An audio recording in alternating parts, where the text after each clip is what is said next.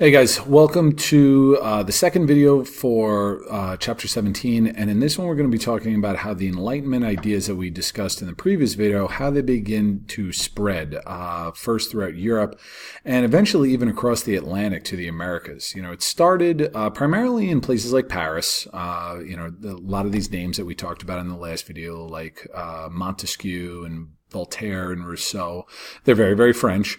A little bit going on in England with John Locke, but eventually it starts to spread to places like Austria and what today would be Germany and Russia. And as I said, across the Atlantic, where it would have a huge, huge impact on the American colonies.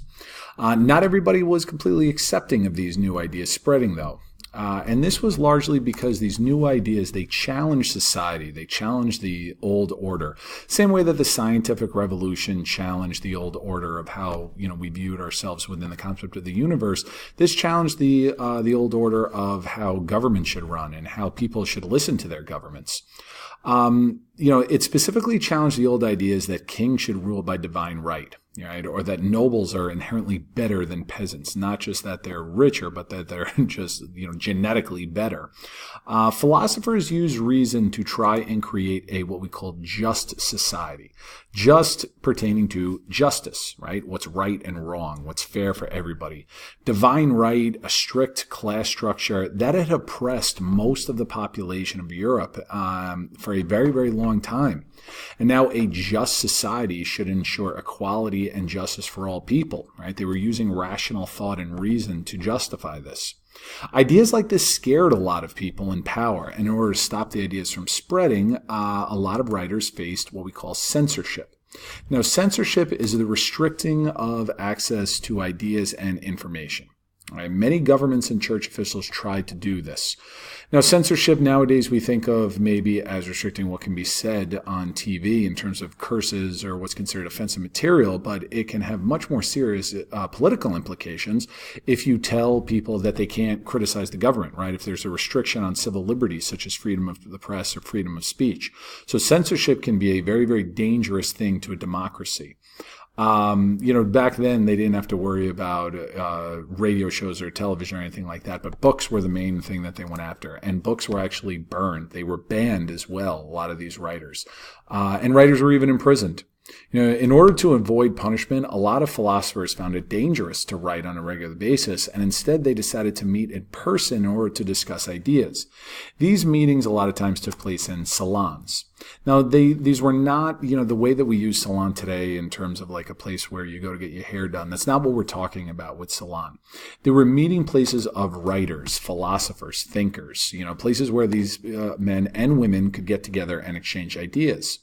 I just mentioned about how women were involved. In fact, women were often the sponsors of them. A lot of times these salons would meet within the homes of middle-class women.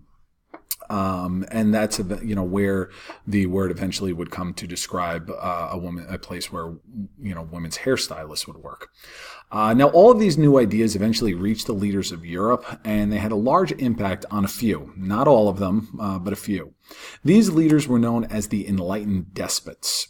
Okay, despot, this word right here, that's referring to a king or a queen or an emperor. And the enlightened, obviously, we can figure out, what that pertains to. But enlightened despots, they were absolute rulers. That's important to remember. Okay, so these guys were absolute rulers. And remember, absolute rulers can do absolutely anything they want.